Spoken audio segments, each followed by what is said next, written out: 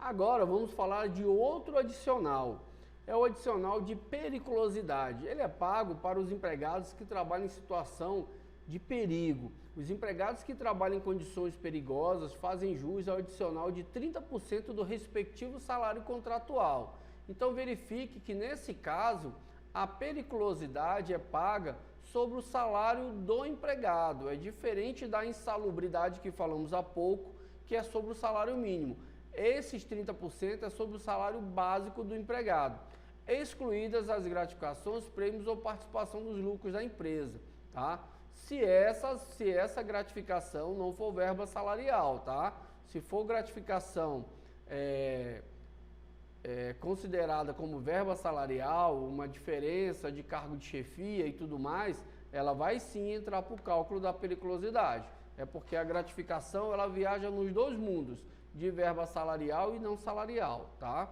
As outras verbas aqui realmente não são consideradas verbas salariais.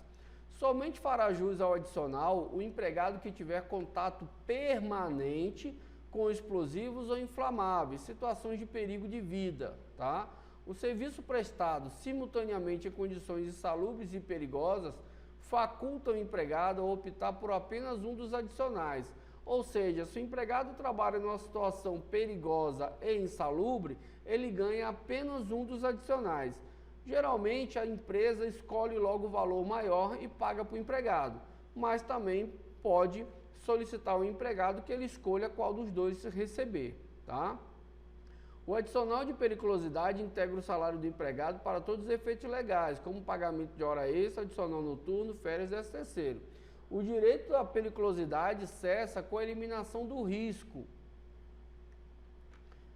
Com a eliminação do risco, a integridade física do empregado, ou seja, saiu daquele local que trazia situação de perigo, deixa automaticamente de receber adicional de periculosidade.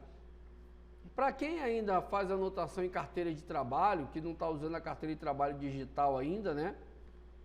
É importante lembrar que a insalubridade e a periculosidade, ela não deve ser colocada na parte do contrato de trabalho do empregado na carteira. Ela deve ser anotada lá na parte de anotações gerais. Por quê? Porque ela é uma verba variável, ela não é fixa, ela depende do trabalho naquela situação. Então, o empregado pode até entrar na empresa recebendo insalubridade ou periculosidade, mas a qualquer momento ele pode deixar de receber, tá ok? E também não é o ideal que essas verbas estejam previstas em contrato de trabalho, tá? Elas são situações particulares da vida laboral, então não precisa estar em contrato, precisa apenas que o empregado esteja naquela condição e que você comprove que fez o pagamento, tá ok?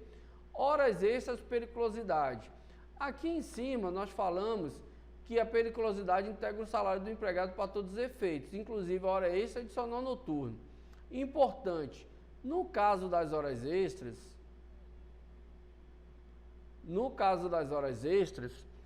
existe uma súmula que determina que essa periculosidade incide apenas sobre o salário básico e não sobre este acrescido de outros adicionais, tá? E aqui essa mesma súmula fala que para os eletricitários o cálculo do adicional de periculosidade deve ser efetuado sobre a totalidade das parcelas de natureza salarial. Então, para os eletricitários é sobre toda a base de cálculo salarial. Para os outros, para os demais, é sobre o salário básico. Então, quando for calcular as horas extras, você calcula a hora extra e depois você calcula a periculosidade da hora extra. Nós vamos mostrar através do exercício daqui a pouco.